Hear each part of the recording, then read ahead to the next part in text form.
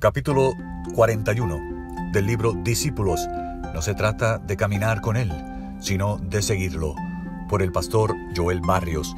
Y el tema de hoy es: Tú no eres el panadero. Leemos en Lucas capítulo 9, verso 13. Dadles vosotros de comer. Eran 5,000 personas, sin contar las mujeres y los niños.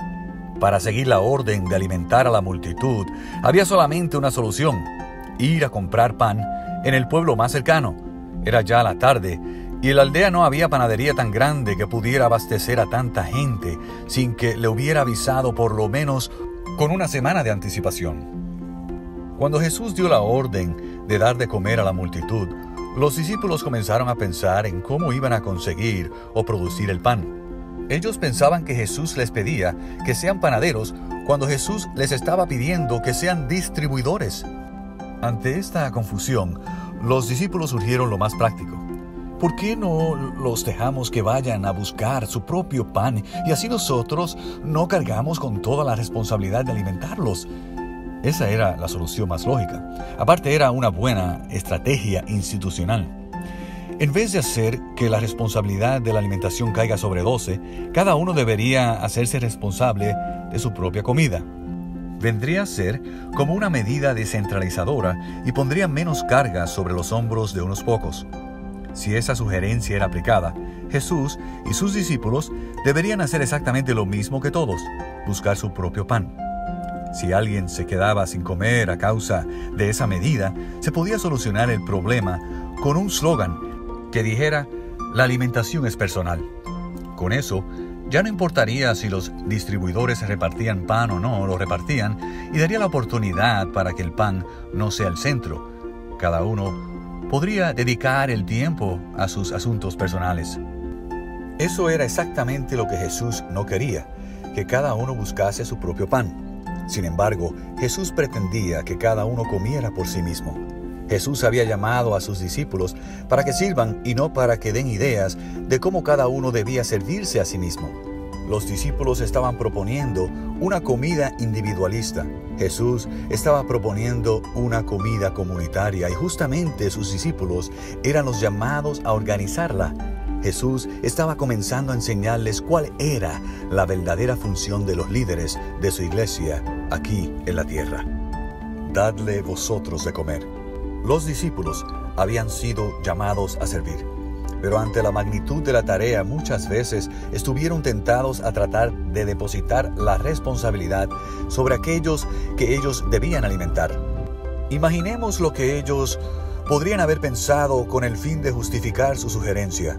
Bueno, son tantos que nosotros no podemos alimentarlos. Seguramente Dios enviará a sus ángeles para que sean guiados a una buena panadería, puede haber pensado Mateo. Judas, cuando escuchó lo que Jesús mandó, vio una gran oportunidad para recoger una ofrenda entre los 5,000.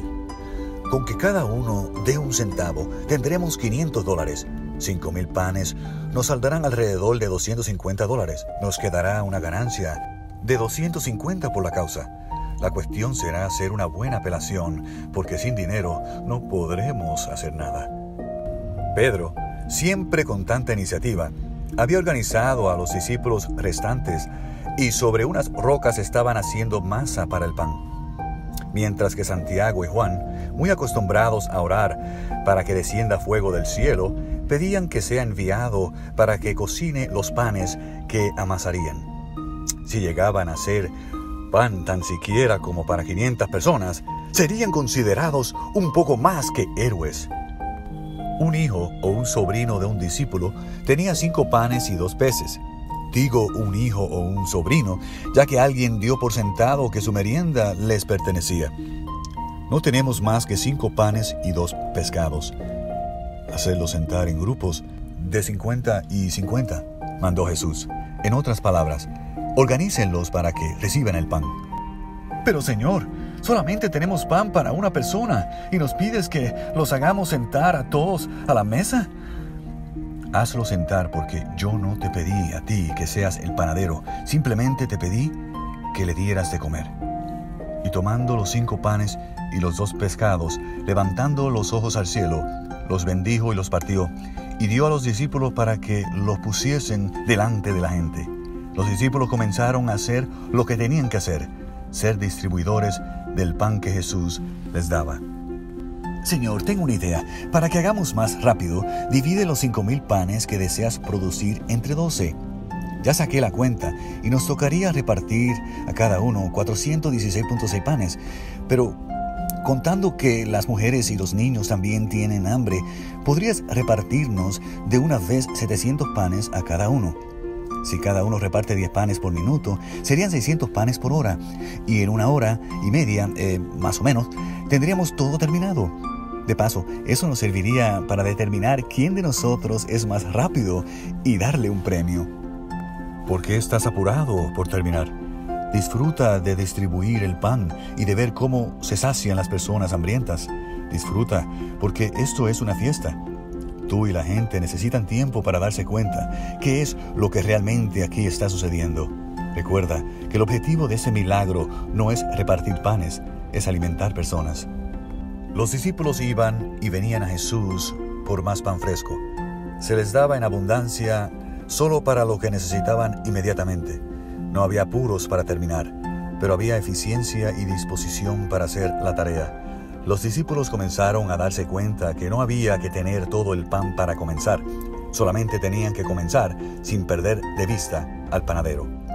Señor, Bartolomé parece que no entendió bien porque les está dando de comer a cada uno en la boca. Bartolomé, ¿qué estás haciendo?